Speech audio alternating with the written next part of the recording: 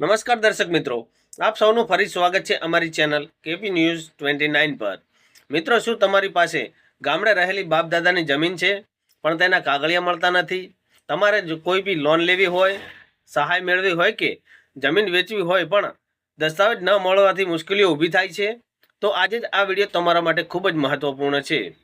આજે આપણે વાત કરીશું પ્રધાનમંત્રી સ્વામિત્વ યોજના વિશે, જે એક એવી યોજના છે જે ડ્રોન દ્વારા ટેકનોલોજીથી ગામડાની જમીનનું મેપિંગ કરીને પ્રોપર્ટી કાર્ડ આપે છે, જેથી વિડીયોને અંત સુધી જરૂરથી જુઓ।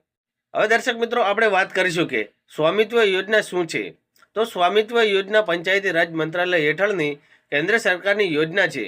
આ યોજના 20 એપ્રિલ 2021ના રોજ રાષ્ટ્રીય પંચાયતી રાજ દિવસ પર નરેન્દ્ર મોદી દ્વારા લોન્ચ કરવામાં આવી હતી। આ યોજનાનો મુખ્ય ઉદ્દેશ છે કે ગામડાની વસ્તીવાળી જમીનનું ડ્રોનથી મેપિંગ કરવું અને માલિકોને કાયદેસર પ્રોપર્ટીનું કાર્ડ આપવું અને મિલકતોનો વિવાદ ઓછો કરવો, જેથી જમીનના માલિકોને વધુ સંઘર્ષ ન કરવો પડે। આ કારણોથી સ્વામિત્વ યોજના શરૂ કરવામાં આવી છે। સ્વામિત્વ યોજના કેમ જરૂરી છે?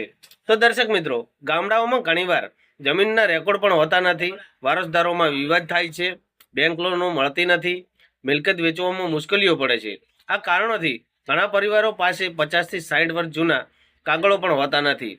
આ સમસ્યાનું સમાધાન તરીકે સરકાર ડ્રોન ટેકનોલોજી લાવી છે। ઘણા દર્શકોની અંદર પ્રશ્ન છે કે ડ્રોન સર્વે કેવી રીતે થાય છે?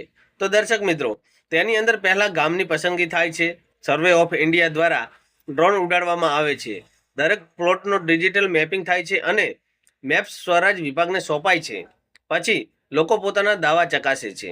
આ પ્રક્રિયા પારદર્શક અને ટેકનોલોજી આધારિત છે।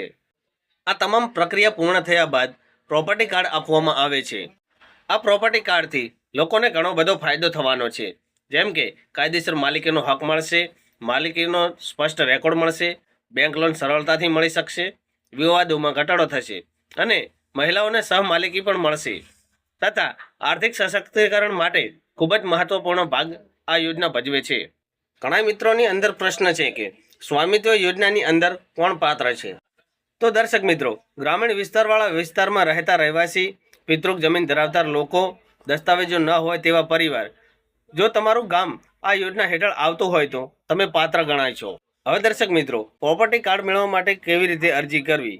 તો ગામમાં સૌપ્રથમ સર્વે થાય, પછી તેનો મેપ જાહેર થાય છે અને પંચાયત કચેરીમાં તેની તપાસ કરો, દાવો નોંધાવો અને આધાર કાર્ડ અથવા ઓળખપત્ર આપો।